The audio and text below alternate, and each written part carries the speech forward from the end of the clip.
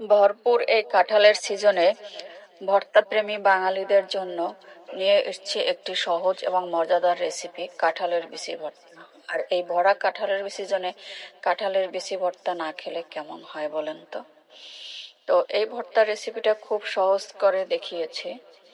তো এটা বানানো যত সহজ, খেতে তেমনই মজা। যেমনই বানানো সহজ তেমনই খেতে মজা এবং সুস্বাদু। তো একবার হলেও কাঁঠালের সিজন থাকতে সবাই এই ভর্তাটা বানিয়ে খাবেন। তো এজন্য প্রথমে আমার লাগছে কাঁঠালের বিচি। আমি কিছুটা কাঁঠালের বিচি নিয়ে নিয়েছি। এরপরে এই কাঁঠালের বিচিগুলোকে আমি উপরের খোসাগুলোকে ছাড়িয়ে নিয়েছি।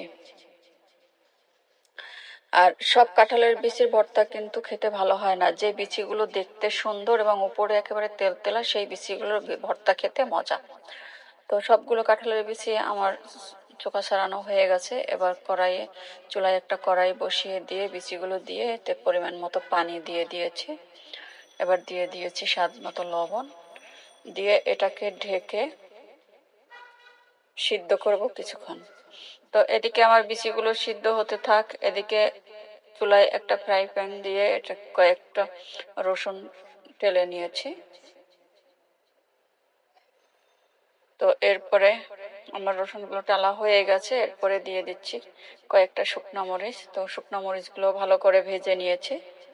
তো শুকনো মরিচগুলো ভাজা হয়ে গেছে। এবার আমি এখানে দিয়ে দিচ্ছি সরিষার তেল। সামান্য পরিমাণ সরিষার তেল দিয়ে, আর এই সরিষার তেলটা হচ্ছে আন্তর্জাতিক মানের ঘানি সরিষার তেল। এই সরিষার তেলটা একেবারেই খাঁটি এবং এটা একটা সুন্দর সুঘ্রাণ আসে।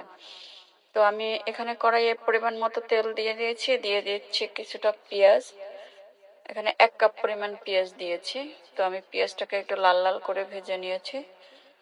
তো আমার পেঁয়াজটা ভাজা হয়ে গেছে। এবার আমি পেঁয়াজগুলোকে তুলে নিচ্ছি এক এক করে।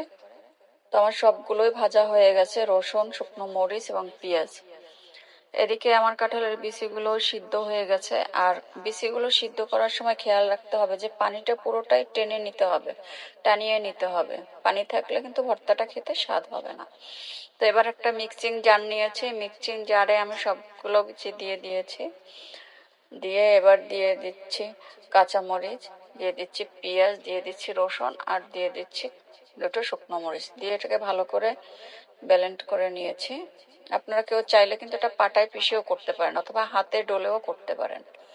তো আমি ব্লেন্ডারে করে নিয়েছি। তো এবার আমি ঢেলে নিয়েছি, নিয়ে আবার দিয়ে দিচ্ছি কিছু কাঁচা পেঁয়াজ কুচি, দিয়ে দিচ্ছি ওই ভেজে রাখা পেঁয়াজগুলো, আর দিয়ে দিচ্ছি শুকনো মরিচ। দিয়ে এটাকে আমি ভালো করে মেখে দেব। আর লবণটা কিন্তু আমি সিদ্ধ করার সময় দিয়েছিলাম, তাই এখন আর লবণ দেইনি এ পর্যায়ে। তো আপনারা একটু চেখে দেখবেন, লাগলে স্বাদ মতো দিয়ে নেবেন। তো এবার আমি দিয়ে দিচ্ছি সরিষার তেল। তো দিয়ে এটাকে ভালো করে মেখে নিব। খুব ভালো করে মিক্সড করে নিতে হবে। আসলে ভর্তাটা হাত দিয়ে যত বেশি মাখাবে তত বেশি খেতে কিন্তু টেস্ট এবং স্বাদ। তো আমার ভর্তাটা কিন্তু পুরোপুরি খাওয়ার জন্য রেডি, একেবারেই রেডি হয়ে গেছে। দেখতেই পাচ্ছেন কত অল্প সময়ের মধ্যে হয়ে গেল। তো আমি ডেকোরেশনের জন্য এটাকে একটু গোল গোল করে শেপ দিয়ে নিচ্ছি। যে গোল গোল করে সবগুলোকে শেপ করে নিচ্ছি। তো আমার শেপ করা, গোল গোল শেপ করা হয়ে গেছে, ডেকোরেশন করা হয়ে গেছে। তা দেখতে যতটা সুন্দর এবং লোভনীয় হয়েছে, খেতে ততটাই মজা হয়েছে। তো কেউ মিস করবেন না, একবার হলেও এই ভর্তাটা বানিয়ে খাবেন।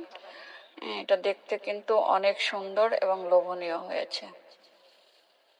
তা আর এই কাঁঠালের বিচি ভর্তা খেতে আমার কিন্তু ভীষণ ভালো লাগে। আমার মতো কার কার ভালো লাগে? তো আশা করছি আমার আজকের এই সহজ রেসিপিটিও আপনাদেরকে ভালো লেগেছে।